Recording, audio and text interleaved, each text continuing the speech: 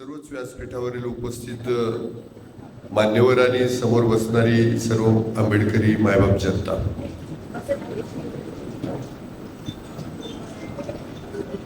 मुकुंद सरांनी जे सांगितलं त्याचं थोडस मनावर घेऊन विजयराव माझ्याशी बोलत होते की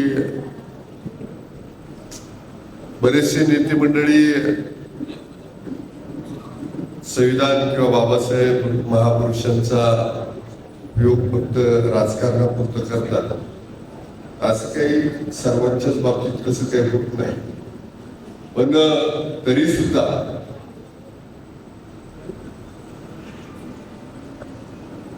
भारतरत्न डॉक्टर बाबासाहेब आंबेडकर जन्माला आले, त्यांनी घटना लिहिली आणि माझ्यासह आपण सगळे त्या घटनेची लाभार्थी झालो. मी लाभार्थी हा शब्द मुद्दामच्या वापरतोय की आपण जर आजचा जो काय आहे आपल्या समाजाची उन्नती आणि बाबासाहेबांची घटना आपल्या अधिकार याच्यावरती आहे, पण बाबासाहेबांचे अधिकार फक्त दलित आदिवासी सीमित नाही आहे.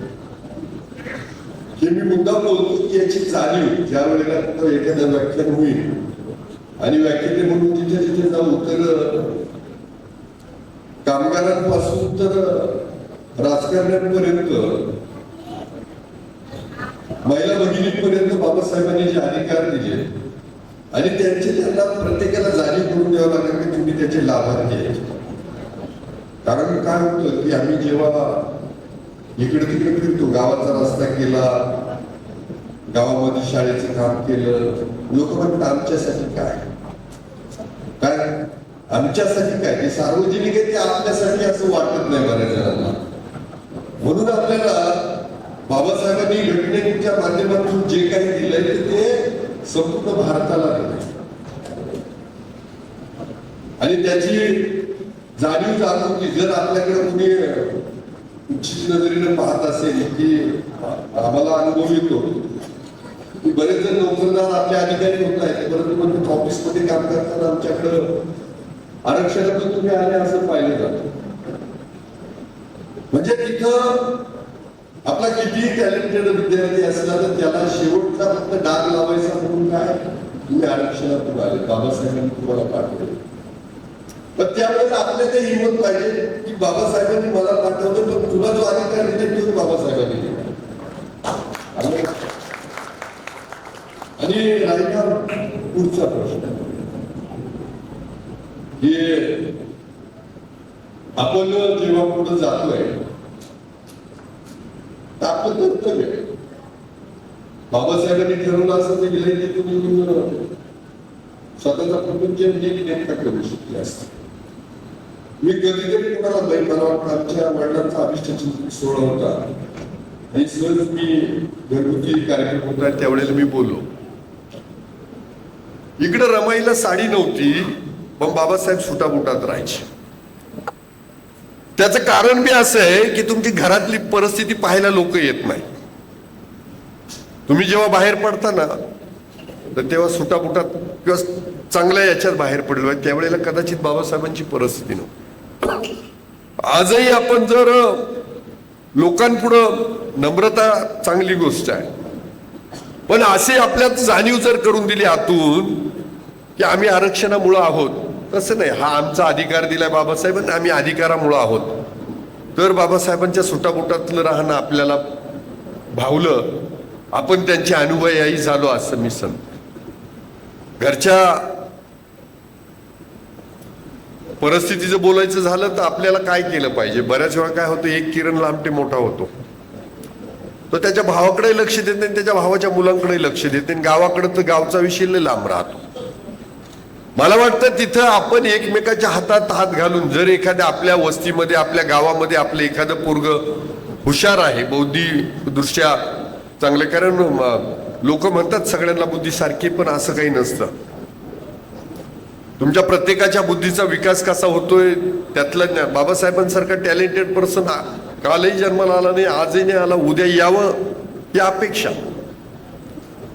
म्हणून आपण ज्या वेळेला आपल्या वस्तीतून एखादा पोरग शिकतंय, एखादा पुढे जातोय ना, आर्थिक फक्त त्याला पाठबळ नाही म्हणून पुढे जात नसेल, खरं तर मुकुंद सरांसाठी टाळ्या वाजवा. ते म्हटले की आम्ही कॉलेजमध्ये ऍडमिशन देतो, हाजरीला प्रेझेंटीला पैसा देतो, वरतून नोकरीची हमी देतो. ही खूप मोठी गोष्ट आहे. अकोल्याला आल्यावर नक्की तुमच्या कॉलेजला भेटायला येणार आहे, तुमच्या संस्थेला भेटायला येणार आहे. कारण हे एक दिव्य आहे. नोकरी मागणाऱ्याच्या जमान्यात हमी द्यायची का, या माझ्या कॉलेजमध्ये मी तुम्हाला नोकरी देतो, या माझ्या कॉलेजमध्ये मी तुम्हाला चांगला माणूस घडवतो, या माझ्या कॉलेजमध्ये, आणि 100% तुला बाबासाहेबांच्या विचाराचा घडवतो. ही सगळ्यात मोठी गोष्ट आहे. नाही तर बऱ्याच वेळा काय होतं, ते फक्त व्याख्यान देतात आणि जगणं मात्र तसं नसतं. मला वाटतं तुमचं कर्तृत्व आणि त्याच्याशी या आंबेडकरी विचाराची सांगड आहे. मी जास्तीचं काही बोलत नाही, पण डॉक्टर घोसाळे हे आदिवासी भागामध्ये काही वर्षापूर्वी प्रॅक्टिस करायचे. मी राजूरला प्रॅक्टिस करत होतो, योगायोगानं त्यांची भेट झाली. नंतर त्यांनी डॉक्टर व्यवसाय सोडून इकडं बाकी याच्यामध्ये पदार्पण केलं. त्यावेळेसची परिस्थिती त्यांनी कदाचित चांगली डोळ्यांनी पाहिली असेल, कारण वरच्या भागामध्ये आपले, तुम्ही एकदा आदिवासी भागात, आता बरी परिस्थिती आहे. नाही तर पहिली अवस्था अशी होती, कुडाचं घर, त्याच्या पलीकडे शेळ्या बांधलेल्या, ती आई त्या चुलीपाशी थांबलेली एखादी आजी, घरात बारके पोरं, सगळी बाकीची जी मोठी माणसं आहेत ती नारायणगावला तिकडं शेताला, म्हणजे दुसऱ्याच्या शेतात कामाला गेलेली. बाकी आपल्या 2-4 गावामध्ये आपल्या आंबेडकरी चळवळीची माणसं असायची. तोपर्यंत आंबेडकर चळवळ त्यांना काही माहीत नव्हती. आता सगळं जयंत्या गावागावात व्हायला लागल्या, सगळे यायला लागलो.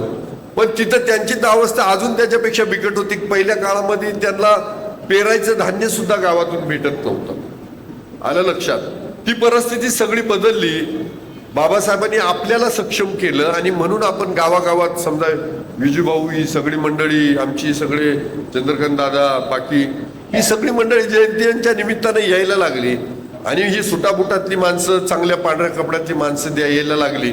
आणि मग गावातही वाटायला लागलं की अरे, ही सगळी येत आहेत, ही अशी काही गावात असलेली माणसं काही ही दुबळी माणसं नाही, यांच्या मागं पण पाठराखी कुणीतरी आहे. आणि एका विचारानं पुढे आलेत. आणि मग कळत नकळत त्या गावामध्ये ऐकायला जायला लागलं की बाबासाहेबांनी नुसतं काही दलितांसाठी नाही दिलं, तर आदिवासींसाठी पण दिलंय, गावासाठी दिलंय, देशासाठी दिलंय. आणि आपोआप त्या लोकांचं प्रेम आपल्या बरोबर वाटायला लागलं. आज गावांमध्ये जयंत्याला गेलो तर सारं गाव उपस्थित असतं. आज जयंत्याला गेलं तर ठीक आहे, सर म्हटले की जयंती करणं म्हणजे तो 1 दिवसाचा चळवळ आहे, पण त्या चळवळीतून जे विचार दिले तर निदान वर्षभर चघळायला तरी ते भेटत असतील आणि त्यातून गाव एकत्र येत असेल. त्याच्या पुढचं एखादं व्याख्यान मला 7 दिवसाच्या आतामध्ये विजूभाऊनं त्यांनी अकोल्यात व्याख्यानमाला घेतली. सगळे बरेच जण आले. मला वाटतं संगम शरणम गच्छामी आपण ते नाटक घेतलं आणि त्यातून माझी इच्छा झाली होती. मला खरं तर त्याची तारीख भेटली नाही, तर मी राजूरमध्ये घ्यायची इच्छा झाली होती. आणि त्यातून सगळं प्रबोधित झालं. नाही तर आताच्या काळामध्ये एक सोपं राजकारणाचा पॅटर्न आलाय, हिंदू मुस्लिम, अजून काय दलित आदिवासी असं म्हणायचं आणि गटागटाचं राजकारण करून आपल्या पोळ्या भाजून घ्यायच्या. आम्ही मात्र आतापर्यंत तसं केलं नाही, करणार पण नाही. राजकारण किती दिवस चालेल मला माहित नाही माझं, परंतु हे करणार नाही. आणि बाबासाहेब, हे तुमचं माझं सगळ्यांचं अस्तित्व हे बाबासाहेबांमुळे आहे आणि आपल्या देशाचं पण अस्तित्व बाबासाहेबांमुळे आहे. बाहेर गेल्यानंतर तुम्हाला बुद्धच सांगावं लागतं. आम्ही बुद्धाच्या देशातून आलोय, आम्ही बुद्धाच्या याच्यातून आलोय, ही सगळी वस्तुस्थिती आहे. आणि मला वाटतं हे इथं जेवढं मी परखडपणानं बोलतोय, असं मी सगळीकडे बोलतो, तुम्ही सगळ्यांनी पण बोललं पाहिजे. जय भीम 100% घातलं पाहिजे आपण आंबेडकरी चळवळीत आहे, आणि दुसऱ्यानं पण घातलं पाहिजे. बाकी शिक्षणाशिवाय गत्यंतर नाही, हे तर बाबासाहेबांनी आपल्याला कधी सांगितलंय. आणि सगळ्यात महत्वाचं, खरं माफ करा बरं का, काही नेते मंडळी म्हणे की त्या गावठी दुकानाच्या दारूला परवानगी द्या, तर त्याच्या विरोधात आहे मी. आपल्या समाजाचा जर थोडाफार ऱ्हास झाला असेल तर त्याला कारणीभूत व्यसनाधीनता आहे. तर व्यसनाधीनतेपासून कोसदूर आपण गेलो पाहिजे, 100% गेलं पाहिजे. कारण ज्या घरात व्यसनाधीनता आहे तिथं शांतता नाही, त्या गावात शांतता नाही, तिथली पोरं बाळं सुखात नाहीये, तिथं ती शोषित आहे सगळं. मला वाटतं या सगळ्याला आपण मनावरती घेऊ. परत एकदा हा सुंदर कार्यक्रम केला, आयोजकांसाठी जोरात टाळ्या वाजवा. परत एकदा संविधान दिनाचा संविधानाचा अमृत महोत्सव होतोय, 75 वर्ष पूर्ण झालेत. आपण संविधान जपूया, संविधान जगूया, बाबासाहेबांची विचार जगूया, यासाठी शुभेच्छा देतो आणि थांबतो. जय हिंद, जय महाराष्ट्र, जय भीम.